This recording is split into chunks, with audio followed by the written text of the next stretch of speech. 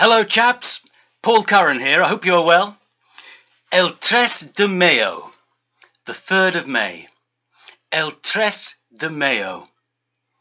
We immediately think of Goya's magnificent, groundbreaking, enormous painting in the Prado in Madrid, alongside the 2nd of May.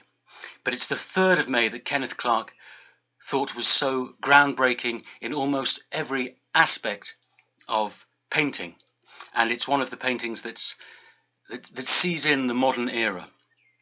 In it, you'll recall, there's a figure lit by candles and torchlight, which are to aid the firing squad that he's facing. His arms outstretched like Christ. They show stigma in his hands, and he's wearing the papal white and yellow. But Goya subverts the standard rendering of pictorial depictions of war by making him scruffy, and it's almost a shambolic scene. But the look on the victim's face, the victim that represents really the anonymity of victimhood.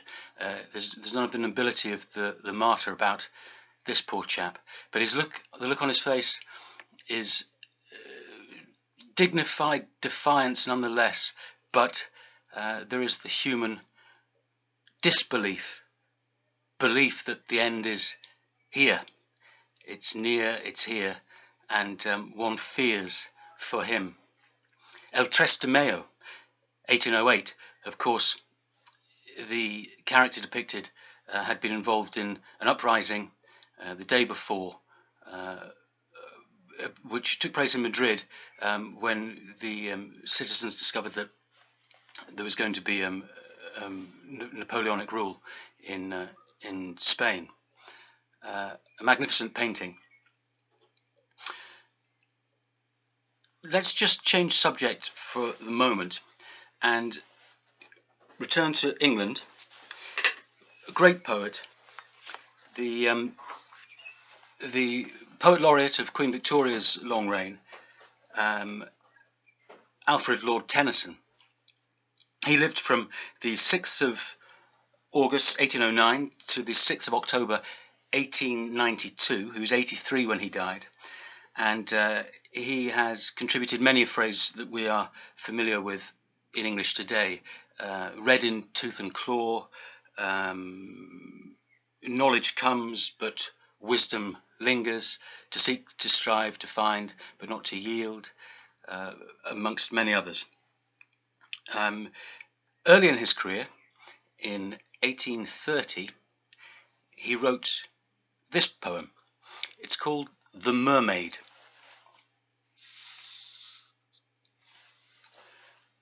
Who would be a mermaid fair, singing alone, combing her hair, under the sea, in a golden curl, with a comb of pearl on a throne?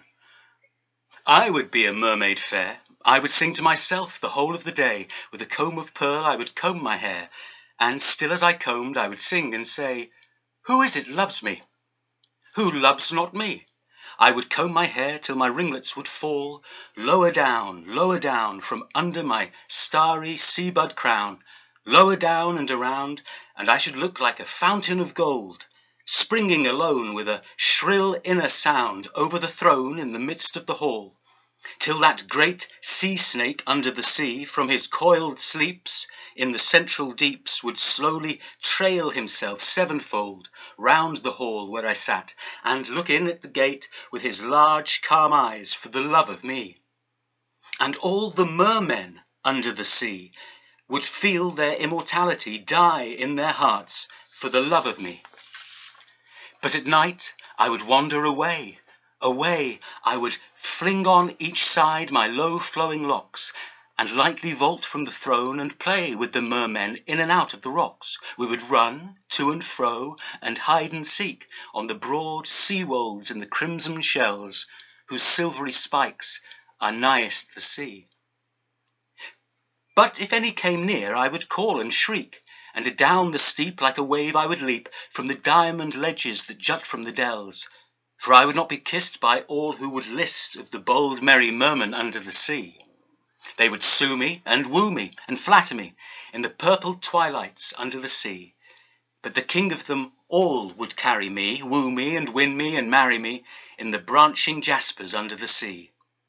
Then all the dry-pied things that be in the hueless mosses under the sea would curl round my silver feet silently, all looking up for the love of me. And if I should carol aloud, from aloft all things that are forked and horned and soft would lean out from the hollow sphere of the sea, all looking down for the love of me. Lovely poem about a mermaid, often the subject of poems. Now, what do El Tres de Mayo, the 3rd of May, and mermaids have in common? Well, I'll enlighten you. There is a young girl who is 3 today.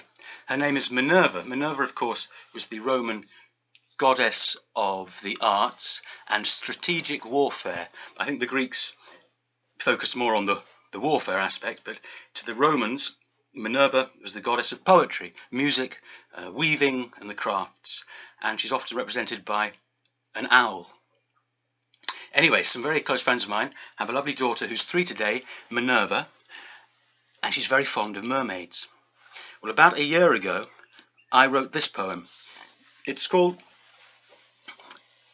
Huetry, or poetry, but the P in the title has been replaced by a question mark. This is Huetry for Minerva before her 3rd birthday. Conjurer laureate, sometimes I raid mythic on wing, or I lurk ocean deep to blow out the lamplight for the mermaid asleep as her memory sees me creep.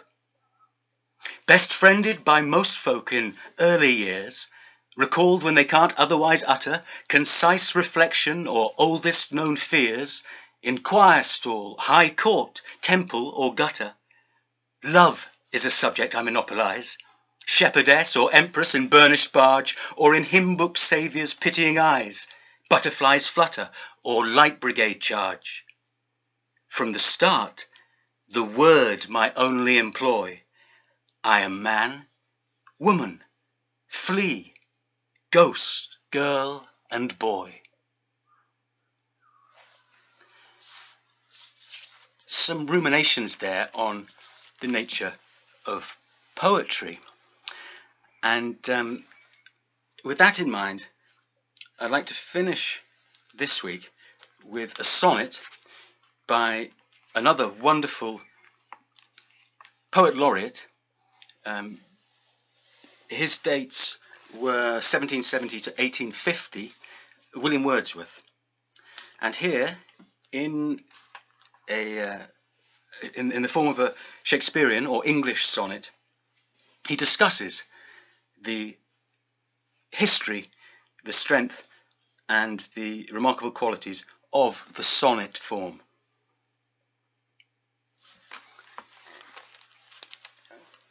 Scorn not the sonnet, critic. You have frowned, mindless of its just honours. With this key, Shakespeare unlocked his heart. The melody of this small lute gave ease to Petrarch's wound. 1,000 times this pipe did Tasso sound.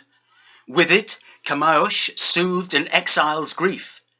The sonnet glittered a gay myrtle leaf amid the cypress with which Dante crowned his visionary brow. A glowworm lamp, it cheered mild Spenser, called from fairyland to struggle through dark ways, and, when a damp fell round the path of Milton, in his hand the thing became a trumpet, whence he blew soul-animating strains, alas, too few. Happy birthday, Minerva.